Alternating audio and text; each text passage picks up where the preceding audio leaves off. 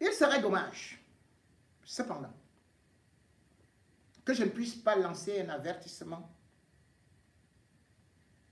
et que je ne puisse pas prendre à témoin non seulement les Africains, mais aussi la communauté internationale. Monsieur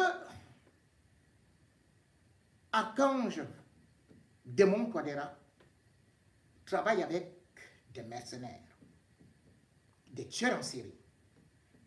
Je vous en ai parlé, je vous ai évoqué certains noms que je peux encore répéter, tels que Michel Elmonder. Ce sont des professionnels du crime organisé. Et Touadéra a aussi trouvé quelqu'un qui aime faire dans le crime. Jean-Pierre Belinga, et qui, face aux multiples dénonciations, sachant bel et bien que leur justice bancale ne pourra rien me faire, ils ont absolument mijoté des plans pour me faire éliminer physiquement. Touadéra, Amour Belinga sont donc dans une association de malfaiteurs dans la mesure où le plus grand projet de Jean-Pierre Amour Belinga est de m'arrêter un jour, de m'enfermer dans une chambre, de me faire arrêter par ces mercenaires, qu'on me perce un œil, un deuxième œil, qu'on m'arrache une dent, selon les projets qu'il donne, qu'il a dit à beaucoup de personnes, j'ai des témoins, qu'on m'enlève ongle par ongle, et chaque jour. Voilà leur projet. Et vous avez pu constater que j'ai dénoncé la mascarade de l'agression de Sylvain Wanda. J'avais dit que cette agression avait pour objectif d'obtenir une évacuation sanitaire en Europe. Ce qui s'est donc réellement passé, puisque il est actuellement au niveau de l'hôpital américain, où il ne dort presque pas, se baladant un peu partout, résolvant ses affaires. La semaine dernière, aux alentours de 19h30, une délégation de l'ambassade du Cameroun à Paris est descendue pour s'acquérir de sa présence dans cet établissement hospitalier. Sauf qu'arrivé là-bas, et après s'être renseigné, on a constaté que Sylvain Wanda n'y était pas. C'est quand ils reviennent et qu'ils sont déjà de retour donc à l'ambassade qu'ils vont recevoir le coup de fil de Sylvain Wanda disant qu'il est là au niveau de l'hôpital américain. Personne n'est allé vérifier si c'était encore vrai dans la mesure où on était déjà aux alentours de 21h. Sylvain Wanda est donc dans son petit exil doré, planifiant beaucoup de coups avec, bien sûr, Amour Belinga, dans la mesure où, dans leur crime, où ils sont avec Lupaul Motazé et bien d'autres gros poissons, il faut absolument empêcher que l'enquête qui a été initiée à la demande de Paul Biya ne puisse aboutir. Et que plutôt on puisse rapidement faire perdre les traces de Sylvain Wanda sous prétexte que c'est lui le cerveau et c'est lui qui a tous les documents. Sylvain Wanda n'est pas de tout repos à Paris. Vous avez dû constater que la semaine dernière, le week-end, Club Elite, ce programme présenté par Daffy Duck, Bidjan à gauche, Bidjan à droite, était plutôt présenté par Bonnet Philippe. On ne vous a pas dit, on ne vous a pas annoncé d'avance où il allait. Et pourtant, ce petit crâneur qui aime bien entendre, qui doit aussi monter dans l'avion, aime bien poster les photos quand il est en train de partir à Paris. Tout comme aussi l'autre avec qui ils ont été opérés ici à la marche arrière pour excès d'usage. Comment on l'appelle? Voilà.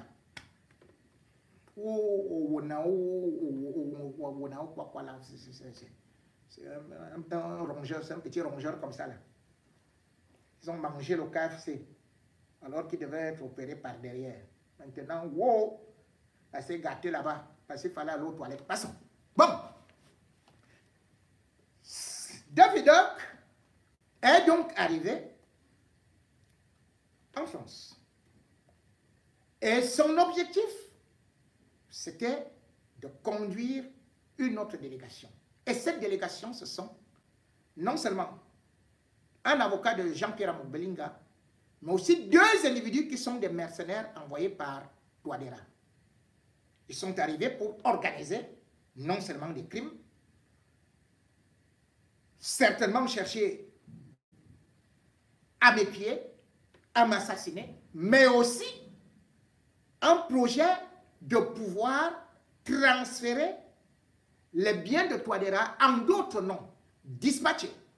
Et même ceux d'Amok-Belinga qui sentent déjà que on peut bien le saisir.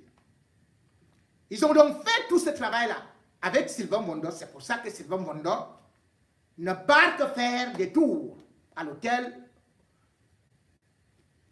Quand je dis hôtel, c'est-à-dire que là où on appelle, bien sûr, l'hôpital américain, c'est son hôtel. Mais il passe de bonnes nuits ailleurs, en très bonne compagnie, et faisant tout ce qu'il faut pour qu'on transfère un certain nombre de choses et qu'on prépare ce qui se trouve comme une enquête criminelle.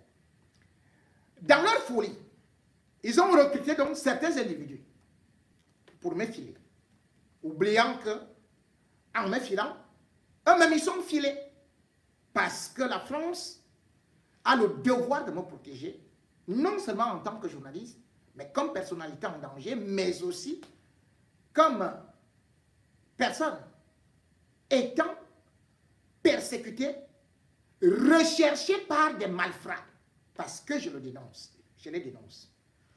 Il est donc arrivé que vendredi, justement, ces gens m'ont pris en filature.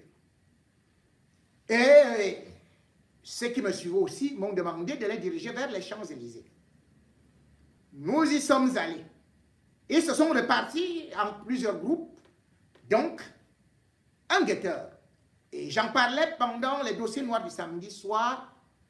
Celui-là, qui était tout noir, costaud musculeux, avec du lin blanc, et bien sûr, me suivant à la lettre avec quelques mètres d'écart. On m'a demandé de le conduire ailleurs.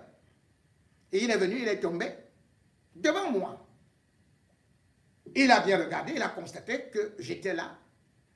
Et sauf qu'il ne pouvait pas passer à l'action. Puisque son but était de déterminer où je suis, avec qui je suis. À cet instant-là, lui aussi, il a été pris à la chasse. Et il est parti dans un garage où d'autres étaient, le trouvaient. Sauf que, à une certaine période, ils ont senti que c'était un piège qui était en train de vouloir se refermer sur eux. Mesdames et messieurs, Jean-Pierre Amok-Belinga et Touadéra sont impliqués dans beaucoup d'assassinats. J'ai dénoncé l'assassinat de Brian Fombor, qui a été orchestré, manipulé par Amok-Belinga. Et bien sûr, et son homme demain, qu'on appelle Daffy Duck. Ce garçon est très dangereux. Il est très dangereux. Rappelez-vous que c'est lui qui marchait avec Obama. Rappelez-vous que c'est lui qui marchait avec, bien sûr, parfois ici. Rappelez-vous que c'est celui-là qui, lorsqu'on prend Ivana et Somba, part avec un iPhone acheté par Amougou Belinga pour aller remettre à Ivana et Somba dans la cellule. Souvenez-vous qu'il a été pris et incarcéré. Et curieusement, par la suite, on l'a libéré. Souvenez-vous que par la suite, il a récupéré la femme ou la concubine de Brian Fombor, Ivana Somba. Ivana Somba qui a été utilisé comme un appât pour piéger Brian Fombor au milieu de la nuit pour qu'il soit assassiné à Texaco Omnisport. Ce crime serait passé si je n'avais pas eu à étaler toutes les vérités cachées et surtout les crimes sexuels qui étaient commis avec les sextapes. Rappelez-vous que je vous avais dit que ces deux filles que vous voyez vivaient dans une maison avec Sylvain Bondo. Qu'est-ce qu'ils y faisaient? Allez-y comprendre. Moi, je ne suis pas dans les histoires de marche arrière. Mais sachez qu'il est très important dans leur dispositif. À peine est-il arrivé, il est reparti au Cameroun. Parce qu'il est venu faire sa mission et parce que également il gère des sommes importantes, même quand il faut parfois corrompre certains activistes ou certaines personnes, c'est lui qui est à la manœuvre.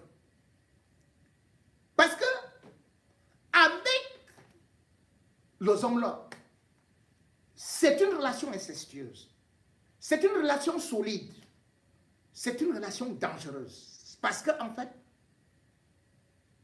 les hommes-là, pour ouvrir les visions 4 et organiser un certain nombre de choses, il s'est appuyé sur Bikoro. Bikoro est le fils de Daffy Duck. Donc, Amougou Belinga connaît Daffy Duck derrière Bikoro, qui est un assez bon journaliste, ça je le reconnais. Parce que son Daffy Duck, son canaton là, c'est rien du tout. Bikoro c'est un bon journaliste, disons-le. Mais il a préféré aller travailler à Média d'Afrique avec Tabou, alors qu'on lui a proposé ce poste-là. Il a dit, je te connais, je ne veux pas. Il a donc offert, il a donc laissé que Amougou prenne son fils comme otage et pour les actes les plus dangereux. Ce garçon est capable de tout faire. Ce garçon canaton-là, que vous voyez là, déjà Amougou lui-même, on l'appelait quand il était encore, quand il volait encore du cacao, on l'appelait Amougou Ilouali. C'est-à-dire que, avec les pieds palmés comme ça, Amougou Ilouali. Et vous voyez que quand vous voyez aussi celui-là avec son petit bec de canard là, lui c'est la même chose. Il fusionne. Et dans la relation avec Sylvain Bondo, il est aussi très important, et même dans les relations avec les braqueurs qui sont au Cameroun, les gens qui font des règlements de compte, pour contacter par exemple tel qu'on appelle danger, parce qu'il y a dans le cercle un gars qui vit en Congo, qu'on appelle danger. Danger reçoit directement de l'argent par Daffy Duck pour réaliser des opérations criminelles. Daffy Duck est venu ici. Si c'était pour des vacances, je vous aurais dit. D'ailleurs, il n'a pas vu sa maman. Enfin, peut-être qu'il l'a vu et que je n'étais pas au courant. Sauf que quand il est venu ici, moi je le surveillais. Parce que, ah, vous voulez savoir, hein? Oui, sa maman vit ici. Oui, en France. Sa maman vit ici. Parce que sa maman a fait 2 enfants. Donc une fille et lui. Et Bikoro n'a pas épousé sa maman. Sa maman est venue épouser un blanc ici. Je ne veux pas donner le nom de sa maman parce qu'elle n'a rien fait. Mais toujours est-il que c'est une femme boulou. Et d'ailleurs, le nom Bidjan à gauche, Bidjan à droite, là, vient du côté des boulous. Donc c'est comme ça. Donc sa maman est ici. Et au sein de la famille, ce qui est raconté là-bas est très grave. Amougou Zomloa utilise ce garçon ce qui est mauvais, y compris dans les assassinats des collègues et autres et consorts et tout, Daffida est parti.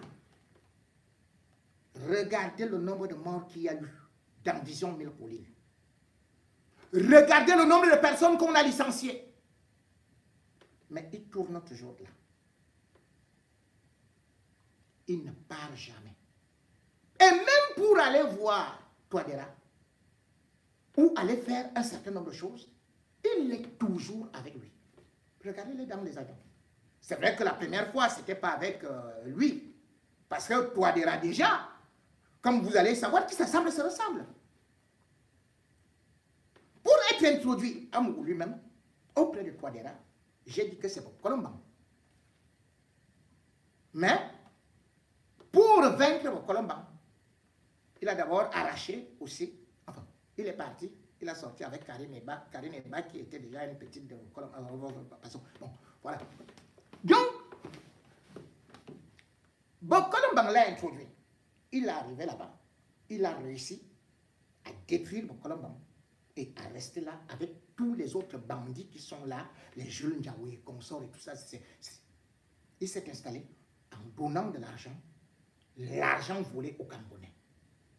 Et plus tard, quand, bien sûr, il voulait convaincre Touadéra, il est passé par un truc qui a été monté soigneusement par lui et Daffida.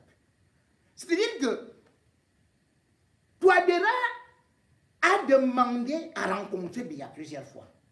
Ambrou lui dit, ok, je vais t'obtenir un rendez-vous. Et, bien sûr qu'à la suite de son premier mandat, eh bien, il envoie un jet privé à Ambrou. C'est pour ça qu'Ambrou va vous parler de que, oh, est-ce que tu es déjà monté dans le jet privé? La première fois qu'il monte dans le jet privé, c'est Touadéra qui envoie ça. Le jet privé décolle à Yaoundé à 20h10. Il y avait un monsieur dont j'étais le nom, je sais pourquoi. Il y avait une nana d'Amougou qui est partie rester à l'hôtel quand ils sont arrivés, parce qu'ils sont arrivés vers 23h30. Et ils ont pris la direction pour le palais. Arrivés au palais, ils ont trouvé que Touadéra était malade. D'ailleurs, ne se déplaçait presque pas. Il était sur des béquilles, les béquilles avec deux supports. C'est comme ça qu'il traînait ça. Amougou était arrivé, enfin, Amougou était assis au salon, et Touadéra est arrivé avec sa femme, étant vraiment très malade, avec l'une de ses femmes, puisqu'il en a trop. Et quand il s'est assis, c'est là où ils ont commencé à causer, et la mission d'Amougou, c'était de mettre Touadéra en contact avec Biya. Donc, imaginez, nous sommes à plus de 22h30. C'est Amougou qui prend son téléphone. Il appelle. Il dit, je vais te faire passer Biya. Et là, il y a, au bout du fil, qui est là? Le coup préparé par Amougou et Daffida. Qui est au bout du fil? C'est Major Assé. Major Assé, c'est lui qui a joué le rôle de Paul Biya. Tu vas dire, oh oui, merci vraiment, mes encouragements et tout, et tout, et tout. Touadéra lui aussi, oui, excellence, oui, excellence, oui, excellence. Excellent. Jusqu'à ce que, comme ça ne peut pas durer, pas plus d'une minute, Major Assé fini par mes hommages à la première dame. Wow, la femme de Touadéra commence à sauter. Le président me connaît, le président me connaît, le père me connaît. Et il dit, voilà comment Amougou a fait Touadéra. Touadéra est convaincu qu'il cause avec Paul Biya au téléphone. Alors que c'est avec Major Assé. Ce n'est que quand les audios ont commencé à sortir là que Amougou n'a plus jamais fait ça. Mais cependant, ils sont tellement liés par des secrets qu'ils ne peuvent plus se quitter. Et tous ceux-là qui sont capables de pouvoir dénoncer ou de pouvoir les déshabiller comme ça doivent être tués. Leur ambition donc aujourd'hui, c'est d'éliminer la personne que je suis. Leur ambition, ce n'est même pas le mandat d'arrêt, puisqu'ils savent que même un mandat d'arrêt, moi-même je peux me lever là. Je parle même dire que exécutez vite le mandat d'arrêt là. Dès que vous êtes là, je dis, bon, maintenant, convoquez-les. Parce que personne ne me fera partir en République centrafricaine. Je dis, convoquez-les. Ils seront oubliés. S'ils ne viennent pas, moi, je fais qu'on décerne alors les mandats d'arrêt contre eux. Que c'est des bandits, c'est des voyous. Je vous calcule. Vous êtes tombés dans mon piège napiant. Je vais vous faire arrêter ici comme des souris. Vous avez vu là-bas? Je suis même parti en Afrique malgré les mandats d'arrêt de Paul Biya. On m'a arrêté où? Et comme défi, je vous le dis, je pars en Afrique dans quelques heures. J'avais déjà réservé avant de faire ma communication. Et ce sera pour une interview. Je vais interviewer quelqu'un. Et je vais revenir. Touadéra n'a aucun pouvoir. Touadéra n'est rien. Touadéra, c'est le futur prisonnier de la CPI. Vous savez bien que les chefs d'État sont allés là-bas. Connaissez-vous des journalistes comme Jipo Remingono qui sont allés à la CPI? Je suis prix du comité de l'excellence africaine. Je suis prix Marcel Anselme. Et je me bats pour l'humanité. Venez avec vos armes. Mais je peux déjà vous le dire. On va vous arrêter. La main dans le sac. Ne perdez pas le temps. Vous savez, c'est moi qui fais d'ailleurs, que vous me suiviez même à travers le téléphone. Je sais ce que je suis en train de faire. Pour faire tomber le cartel.